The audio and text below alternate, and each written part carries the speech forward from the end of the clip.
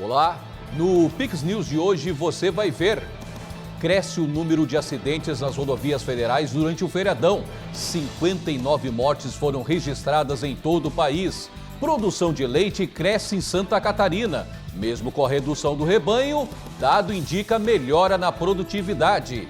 Visita de Lula em Portugal é marcada por protestos. Presidente admite que negou venda de míssil à Alemanha. Armamento seria utilizado para proteger a Ucrânia dos ataques russos. Velejadores deixam Itajaí neste domingo.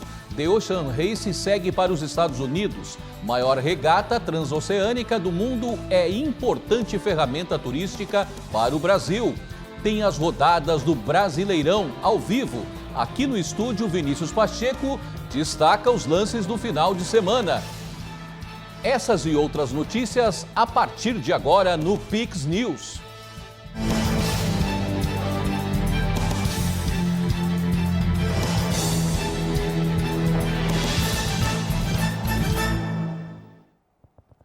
Segunda-feira, 24 de abril de 2023. Agora são 20 horas e 10 minutos e estamos ao vivo. A Polícia Rodoviária Federal encerrou neste domingo a Operação Tiradentes. No Rio Grande do Sul, 40 pessoas foram presas durante as fiscalizações. Todo o efetivo da Polícia Rodoviária Federal esteve focado nos últimos 3 dias na fiscalização das rodovias federais em todo o país. Em Goiás, mais de 5.000 motoristas foram flagrados acima da velocidade. As equipes de fiscalização também estavam de olho nas ultrapassagens proibidas. No ano passado, a PRF registrou 736 acidentes, com 68 mortes nas rodovias do país. Neste ano, o número de acidentes aumentou. Foram 746 e o número de mortes reduziu para 59. 720 pessoas ficaram feridas. No Rio Grande do Sul, 40 pessoas foram presas durante a fiscalização em mais de 5.800 veículos. 3 pessoas perderam a vida em rodovias federais gaúchas. Mesmo número nas rodovias que cortam Santa Catarina. Os 3 óbitos desse ano foram registrados na sexta-feira. Atropelamento de pedestre na BR-470 em Blumenau. No sábado, atropelamento de pedestre na BR-163 em Dionísio Cerqueira. E no domingo, saída de pista na BR-101 em São José. Nesses 4 dias, a fiscalização de trânsito flagrou 163 motoristas dirigindo sob efeito de álcool, 198 ultrapassando em local proibido, 23 manuseando o celular e 1.094 transitando acima da velocidade máxima. Destaque negativo para um automóvel a 182 km por hora na BR-116. Além disso, 172 pessoas foram flagradas sem o cinto de segurança e 26 crianças estavam viajando fora da cadeirinha. Já na área criminal, a PRF apreendeu 426 quilos de maconha, recuperou 8 veículos roubados e prendeu 36 pessoas por motivos diversos. E a produção de leite cresceu em Santa Catarina e diminuiu nos outros estados. Os dados foram divulgados por uma pesquisa do segmento. Segundo a pesquisa trimestral do leite, realizada pelo Instituto Brasileiro de Geografia e Estatística, a quantidade de leite adquirida pelas indústrias brasileiras diminuiu 5,1% no ano passado, em comparação com 2021. Por outro lado, em Santa Catarina, a quantidade aumentou em cerca de 32 milhões de litros, o que representa um acréscimo de 1,1% em comparação com o ano anterior. Conforme dados do Observatório Agro-Catarinense, a produção estadual tem aumentado progressivamente, enquanto o rebanho ordenhado vem diminuindo. Ou seja, o aumento se deve a uma melhoria na produtividade. Ainda de acordo com o observatório, as regiões do estado com maior produção de leite são, respectivamente, o extremo oeste, oeste e meio-oeste, e com a região do litoral sul em 4º lugar. E agora vamos de notícias internacionais.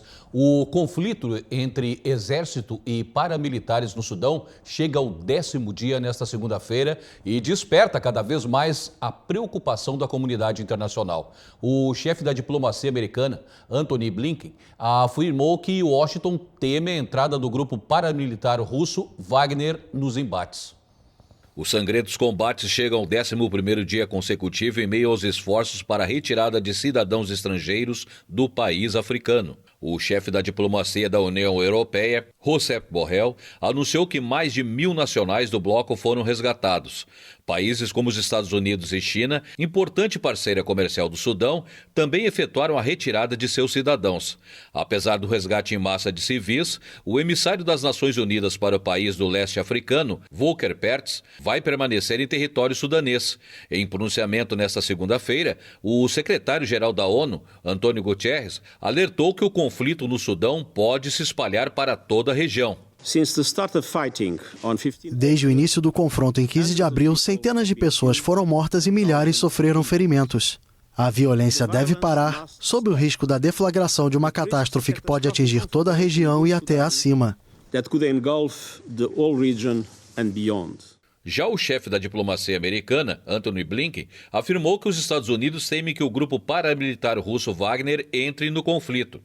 A organização de mercenários está presente no continente africano.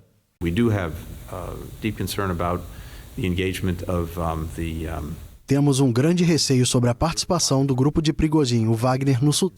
Ele atua em vários países da África e é um elemento que, quando adicionado, traz consigo mais mortes e destruição.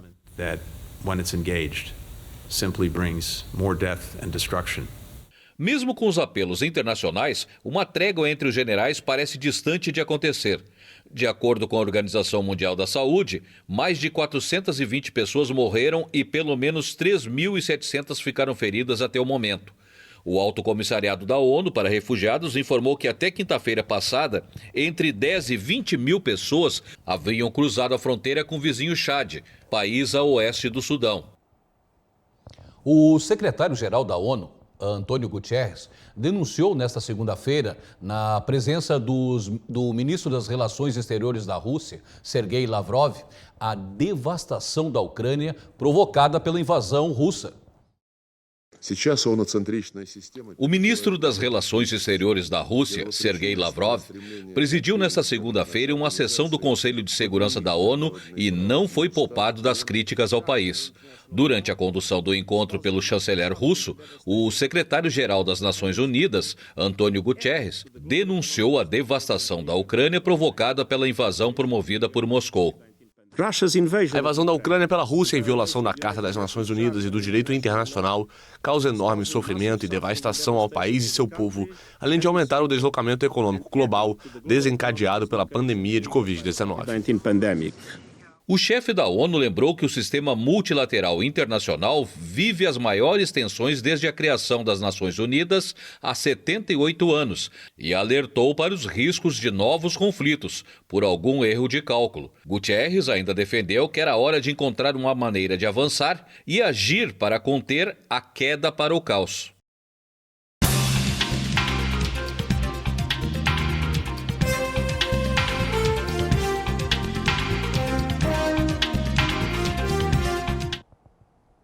E chegou o momento de falarmos de política. O jornalista Tiago Pereira já está aqui comigo. Parece que o fim de semana foi movimentado com a visita do presidente Lula a Portugal. Ele por lá não foi muito bem recebido, não é, Tiago? Não foi não, Marcelo, né? E esse fato é a prova de que é preciso posicionamento e tomarmos muito cuidado com o que a gente fala. O mundo é outro, Lula. Acorda! Olá para você e para a nossa audiência qualificada aqui da Pix TV. Ucranianos protestaram em frente à Embaixada do Brasil em Portugal. Ao contrário do que muitos pensam, sim, o mundo está de olho no Brasil e sabem sim o que o nosso presidente anda falando por aí. Lula já deu várias declarações, no mínimo confusas, sobre a relação Rússia-Ucrânia, com tons bem mais de defesa da Rússia do que ao país atacado que teve sua área invadida. Agora ele tenta, a qualquer custo, desfazer a burrada já feita. É aquele ditado, palavras ao vento não voltam mais. Mas não parou por aí. Ao ser questionado por uma jornalista portuguesa, Lula se fez de desentendido, logo na pergunta que mais lhe comprometia. Vamos ver. Ao Presidente de Portugal, eu pergunto se depois das recentes declarações do Presidente do Brasil sobre a guerra na Ucrânia, se entende que o Brasil tem condições para desempenhar um papel de mediador pela paz, ou se entende que ficou comprometida ou fragilizada a sua neutralidade. E sobre este mesmo assunto, ao Presidente do Brasil, que há uma semana afirmou que os países da União Europeia, entre os quais se inclui Portugal, estão contribuindo para a continuidade dessa guerra, eu pergunto se mantém essas palavras. Eu confesso que eu não... Não foi fácil de ouvir, tem que ser baixo. Há uma semana afirmou... Tá. Eu percebi porque já a conheço há muito tempo. Há uma semana afirmou que os países da União Europeia, entre os quais está Portugal, estão a contribuir para a continuidade da guerra na Ucrânia. Eu pergunto se mantém essas palavras. Eu sinceramente não consigo entender. Sim, são as suas palavras.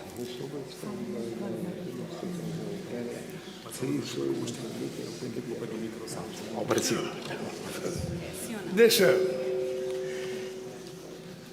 Deixa eu falar uma coisa sobre a guerra da Rússia e da Ucrânia. Faz tempo que meu país tomou uma decisão de que nós condenamos a Rússia pela ocupação do espaço pela ocupação e ferir a integridade territorial da Ucrânia. Isso logo nos primeiros dias. E temos voto na ONU nesse sentido, fazendo críticas à ocupação. Entretanto, nós não somos favoráveis à guerra, nós queremos a paz. O Brasil está tentando já há alguns dias. Foi isso que eu conversei com o Olavo Schultz, isso eu conversei com o Macron, isso eu conversei com o Biden, isso eu conversei com o Xi Jinping. O Brasil quer encontrar um jeito de estabelecer a paz entre Rússia e Ucrânia. Não ouviu bem, não entendeu, mas as outras perguntas que a mesma jornalista já havia feito, ele tinha entendido. Só essa que ele deu essa atrapalhada, pediu uma colinha ali para o presidente de Portugal. E, pois é, depois de tudo isso, ele confessou que o Brasil se recusou a vender mísseis à Alemanha, pois seriam doados à Ucrânia. Nós noticiamos aqui no sábado. Lula disse estar preocupado em uma das investidas atingirem russos. Disse que o Brasil, se isso ocorresse, o Brasil seria culpado. Mas, como falamos, agora a primavera de lá é temerosa. E a Rússia tem usado armamentos pesados e esse equipamento brasileiro seria útil só para uma coisa, para a Ucrânia se defender. Pois é. De um lado, bem diferente, o presidente de Portugal mostrou ao brasileiro como se faz, como dizer de quem está a favor e como é não ficar em cima do muro. Vamos ouvir. A posição portuguesa é conhecida por todos, que é não apenas a condenação da invasão russa da Ucrânia e a solidariedade em relação à Ucrânia e ao povo ucraniano no que foi uma violação de princípios fundamentais do direito internacional e da Carta das Nações Unidas, mas eu acrescentei que faz sentido aplicar as resoluções das Nações Unidas, aprovadas por maiorias esmagadoras na Assembleia Geral. E essas resoluções arrancaram na condenação, continuaram ao longo de um ano e mais de um ano de guerra e culminaram no pedido da retirada imediata das forças russas da Ucrânia como uma condição fundamental para ser possível encontrar não apenas a reparação de quem foi agredido, não agrediu, mas também um ponto de partida para a procura de uma afirmação duradoura e justa de princípios de direito internacional. E, portanto, nesse sentido, Portugal, solidário com a NATO e solidário com a União Europeia, pensa que não é uma situação justa o não permitir à Ucrânia o defender-se e tentar recuperar território que foi invadido com violação da integridade territorial e da soberania do Estado. Tá aí, né? Bem desenhado. Acho que Marcelo Rebelo destacou bem ao Lula quem é o vilão dessa história europeia. Isso para nós é bom, porque traz uma luz sobre a notícia e mostra que o Lula não diz nada com nada. Culpa a Rússia, culpando a Ucrânia, e ameniza a Rússia culpando a Ucrânia. Tá feio e, internacionalmente falando, é mais um papelão que o país paga lá fora. Sem falar no tamanho da comitiva que foi a Portugal, chamada pela imprensa de lá como equipe de peso.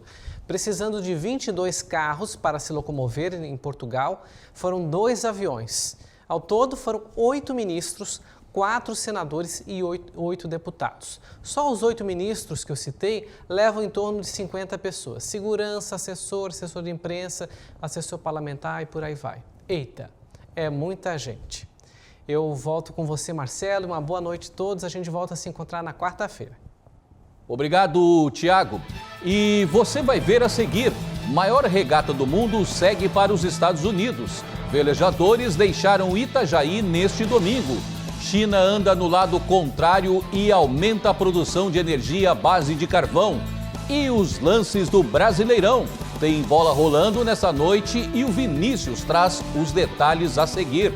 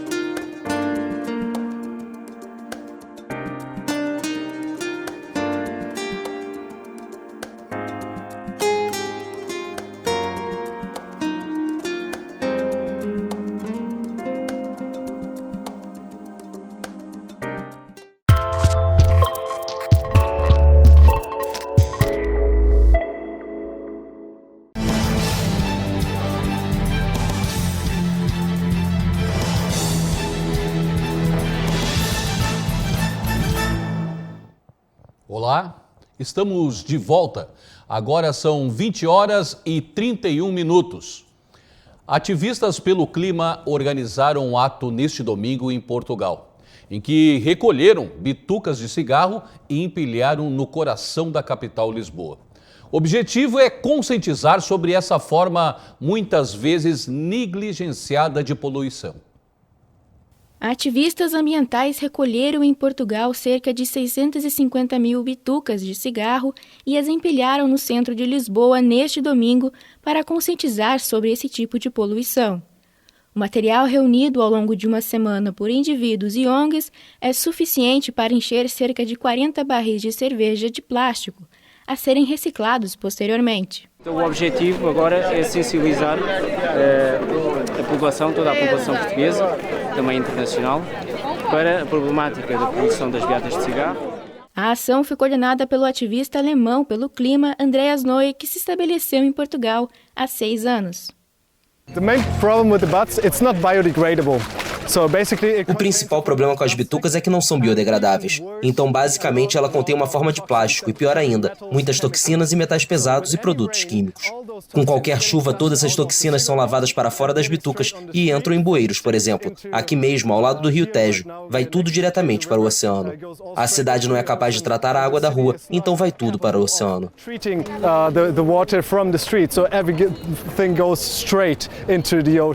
Esta não é a primeira ação do tipo organizada pelo alemão. 2 anos atrás, o ativista pelo clima reuniu quase 1 milhão de bitucas em 2 meses. O Greenpeace afirmou nesta segunda-feira que a China aprovou no primeiro trimestre de 2023 um aumento de sua capacidade de produção de energia elétrica a partir do carvão, em detrimento do objetivo da redução das emissões procedentes de combustíveis fósseis. Apesar da movimentação internacional pela redução das emissões procedentes de combustíveis fósseis, a China deu passos contrários recentemente.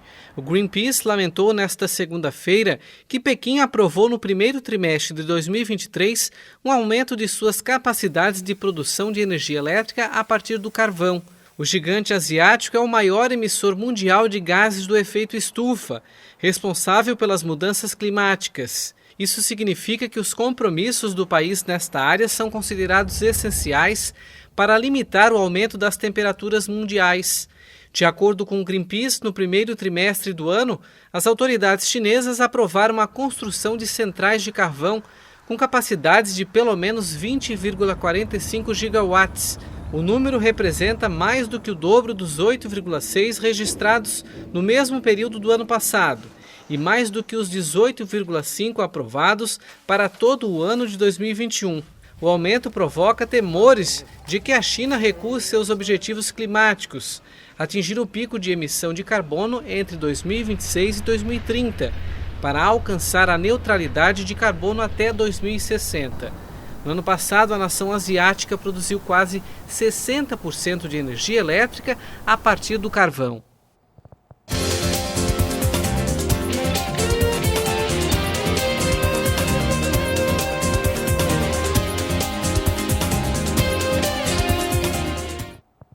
E chegou ao fim neste domingo a The Ocean Race em Itajaí. As equipes agora seguem rumo a Newport, nos Estados Unidos. Itajaí, no litoral norte de Santa Catarina, foi casa por 26 dias da maior regata transoceânica do mundo. Esta é a quarta vez que a cidade catarinense recebe a competição. No último dia do evento, as 5 equipes desfilaram pela Vila da Regata diante ao público. Logo após, foi realizada a cerimônia de entrega das bandeiras e bênção das frotas. A largada dos barcos ocorreu por volta da 1 da tarde deste domingo. Mostra uma maturidade, mostra que existe uma sequência, é um trabalho que começou lá atrás, né?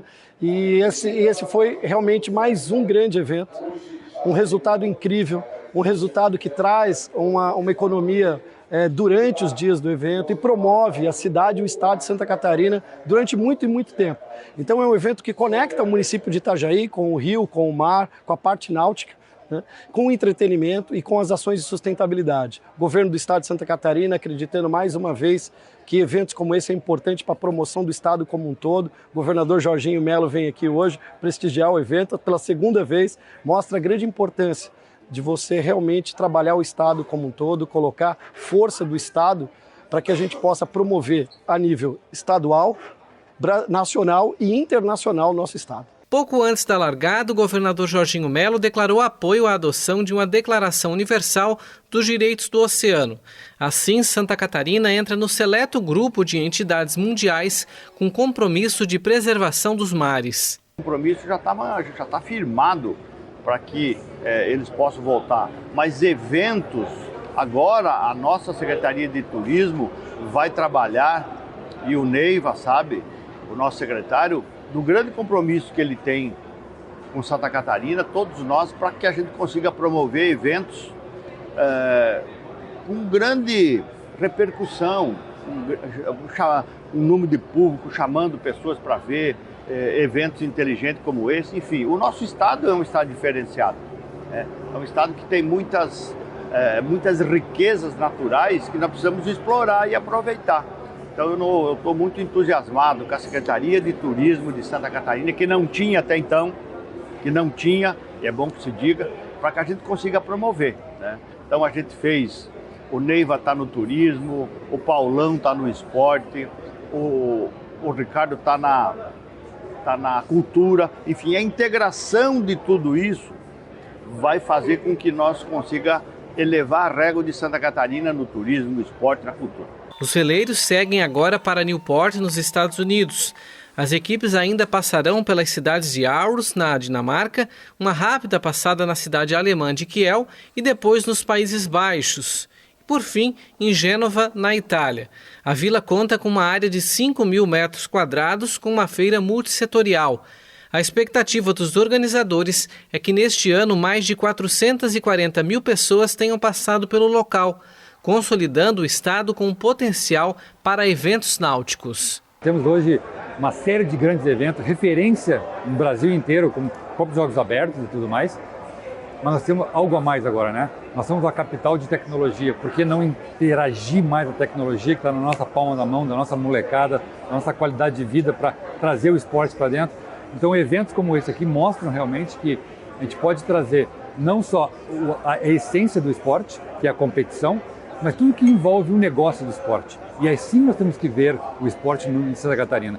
É um estado riquíssimo, de grande qualidade técnica e de profissionais, mas esse algo a mais está parado, né? E é isso que o governador então me pede muito carinhosamente, né?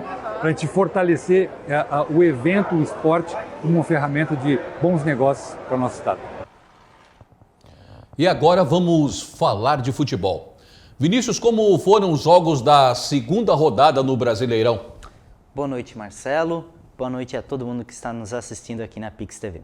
Nesse final de semana, os times da Série A se enfrentaram na disputa de mais uma rodada. Apesar de estar no início, já dá para entender como vai ser o restante desse campeonato. Vamos conferir os melhores lances. A bola rolou para a segunda rodada do Campeonato Brasileiro da Série A neste final de semana. E vamos começar falando do único time 100%, o Fluminense. O tricolor carioca enfrentou o Furacão no Maracanã. O Flu pressionou bastante. Já aos 11 minutos, abriu o placar com Lima, que contou com o desvio da defesa adversária. Após essa bobeada da defesa do Atlético Paranaense, o André marcou o segundo, mas foi anulado pelo VAR, devido ao impedimento no início da jogada. O segundo veio mesmo só aos 67 minutos de jogo, com esse gol de cabeça de Nino. A bola foi parar na gaveta. O Atlético teve mais um pênalti marcado, mas mais uma vez o VAR apareceu e o árbitro voltou atrás. A bola havia batido na mão do próprio jogador do Furacão. Final de jogo, Fluminense 2, Atlético Paranaense 0. O Flu é o único com 6 pontos. Estreia de Dorival Júnior no comando do São Paulo. Rogério Ceni foi demitido durante a semana passada. O time paulista foi buscar o rumo das vitórias novamente na casa no Brasileirão. E o primeiro gol veio com Luciano. A defesa do Coelho saiu mal. O atacante do tricolor aproveitou e arriscou de longe. Mas o América foi para cima, exigiu que o goleiro de São Paulo fizesse boas defesas. Mesmo em alguns momentos melhor no jogo, não conseguiram balançar as redes. Mas quem não faz, leva. Já no segundo tempo, o tricolor paulista marcou o segundo com Caleri de cabeça após cruzamento na medida de Alisson. O terceiro veio com a entregada do Ricardo Silva, que Marcos Paulo não desperdiçou. Final de jogo no Morumbi, São Paulo 3, América Mineiro 0. Em Cuiabá tivemos o único empate de sábado. Na Arena Pantanal, Cuiabá enfrentou o Bragantino. O jogo começou com boas chances para os dois lados, mas foi o time da casa que abriu o placar com Mateuzinho de cabeça, depois de cobrança de falta. O empate veio aos 35 minutos do segundo tempo com Thiago Borbas. Final de jogo, 1-1. Primeira vitória da Raposa após 3 anos fora da Série A do Campeonato Brasileiro. E o resultado veio jogando em Minas no Independência. Tiveram várias chances de gol, mas tivemos apenas um gol na partida, com Bruno Rodrigues, que chutou livre ao receber a bola em uma cobrança de escanteio, sem chances para o goleiro. 1-0 para o Cruzeiro contra o Grêmio. Já nos jogos de domingo, Internacional e Flamengo se enfrentaram em Porto Alegre às 11 horas da manhã. E quem saiu na frente foi o rubro-negro. Gerson fez malabarismo com a bola para tirar o goleiro e zagueiros colorados, em um belo gol. Mas não foi o suficiente, pois era o dia do Maurício, que saiu do banco para fazer os 2 gols da vitória do Internacional, com destaque para o segundo, por cima do goleiro Santos, uma pintura no Beira-Rio. Virada de jogo 2-1 para o Internacional. Na Vila Belmiro, Santos e Atlético Mineiro se enfrentaram. E um jogo de boas defesas dos goleiros, bolas na trave e gols incrivelmente imperdíveis desperdiçados foi o único 0-0 da rodada. Vasco da Gama e Palmeiras fizeram um jogão no Maracanã. O Vasco não era o mandante do Maracanã desde a pandemia. O time Portuga começou melhor na partida. Abriu 2 gols no placar. Primeiro com Pedro Raul de cabeça. Já o segundo veio dos pés de Gabriel Peck, aproveitando o rebote do goleiro Everton. Mas o Palmeiras reagiu com 2 gols de cabeça. Gabriel Navarro e Arthur Guimarães. 2-2 no Maracanã. O Coritiba perdeu mais uma, dessa vez jogando em casa. Em cobrança de escanteio, Bruno Pacheco cabeceou forte. O goleiro Gabriel não segurou. No rebote, Romero empurrou para o fundo do gol. Os outros 2 gols vieram de Pikachu, com 2 chutes por cima do goleiro Gabriel. E poderia ter sido mais, mas o resultado fechou 3-0 para o Fortaleza. Quem não está em uma fase boa é o Corinthians. Mesmo trocando o comando técnico, o resultado não veio. O Goiás fez um bom resultado jogando em casa. O Timão até saiu na frente com Roger Guedes aos 17 minutos do primeiro tempo. Mas de cabeça, Matheus Peixoto e Lucas viraram o placar. Ainda deu tempo para o terceiro com Apodi. Já nos acréscimos, Goiás 3, Corinthians 1. E nesse momento, a bola também está rolando na Arena Fonte Nova, em Salvador, entre Bahia e Botafogo. Por enquanto, o placar está de 1-0 para o Botafogo. Apesar de o Bahia estar melhor na partida, com mais chutes a gol, mesmo assim, Marcelo, o Botafogo com um chute no gol até esse momento, no finalzinho do primeiro tempo agora, ainda o Botafogo está ganhando por 1-0. Só alguns comentários rapidinhos, Marcelo, sobre essa segunda rodada do Campeonato Brasileiro. Vale destacar principalmente para alguns times que perderam, mas fizeram boas partidas. No caso, a gente pode pontuar aqui, por exemplo, o caso do Flamengo. Perdeu de virada, mas mesmo assim fez uma boa partida. Alguns casos que vale a gente pontuar, Marcelo, que não conseguiram a vitória, um caso específico não conseguiu a vitória, mas mesmo assim, se a gente for levar em consideração o adversário, fez um bom resultado. É o caso do Vasco da Gama. O Vasco da Gama conseguiu um placar bom contra a equipe do Palmeiras, mesmo abrindo o placar de 2-0, eu acho que o torcedor vale comemorar ainda esse resultado 2-0.